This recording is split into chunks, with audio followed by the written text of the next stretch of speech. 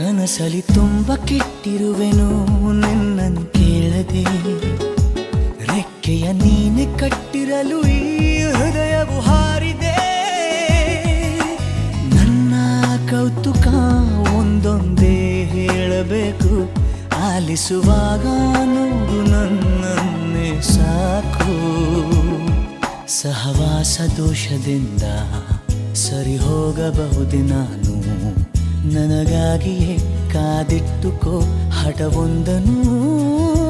ಕೆಳಗುವ ಮುನ್ನವೇ ಪರವಶನಾದೆನು, ಅರಿಯುವ ಮುನ್ನವೇ ಪರಿಚಿತನಾಗಲಿ ಹೇಗೆ ಪ್ರಣಯಕ್ಕೂ ಮುನ್ನವೇ.